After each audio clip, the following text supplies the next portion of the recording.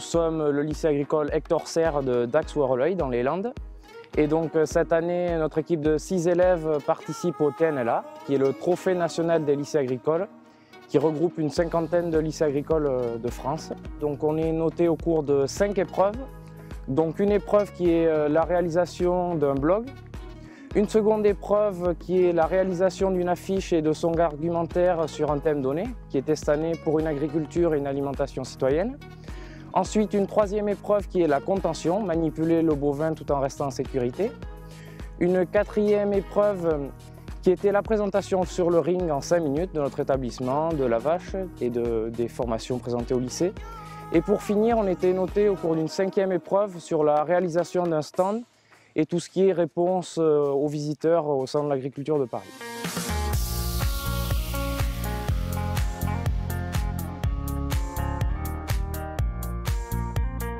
On a mis en place le blog à la rentrée des vacances d'octobre.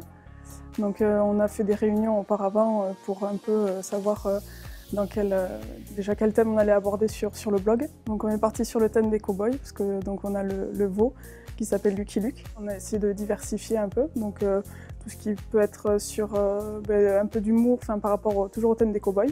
Et aussi on est allé voir des éleveurs, des professionnels, et on a fait des montages vidéo sur la blonde d'Aquitaine, sur le ressenti aussi des éleveurs vis-à-vis de la blonde d'Aquitaine. Pour l'affiche, on avait un thème précis, donc ce qui était pour une agriculture et une alimentation citoyenne. Donc d'abord, on a réfléchi tous ensemble autour d'une table pour savoir qu'est-ce qu'on allait mettre en jeu. Et puis on a décidé de mettre en avant la relation qu'il pouvait y avoir entre le producteur et les consommateurs. Et tout ce qui est relation de proximité. On est très content parce qu'avec le travail qu'on a fourni, on est très content du résultat.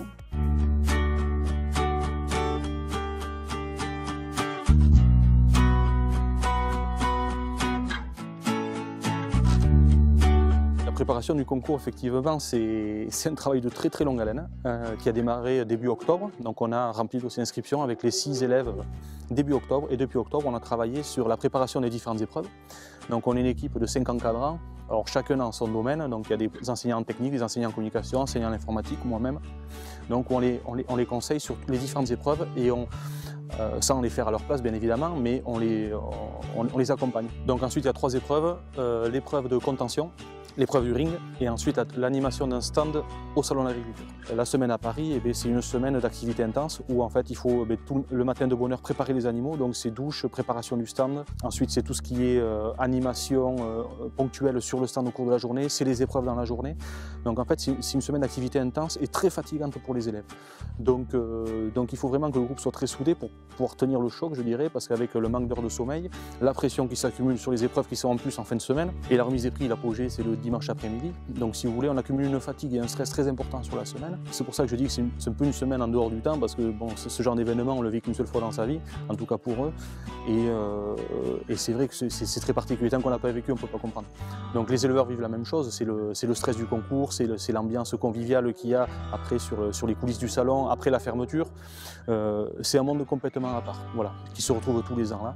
Et je pense que c'est quelque chose d'assez exceptionnel que des élèves futurs agriculteurs, déjà les découverts à leur âge, je pense que pour eux c'est une chance phénoménale. Donc nous avons terminé premier pour le blog, donc sur 49 lycées. Donc on a vraiment fait une grosse performance là-dessus.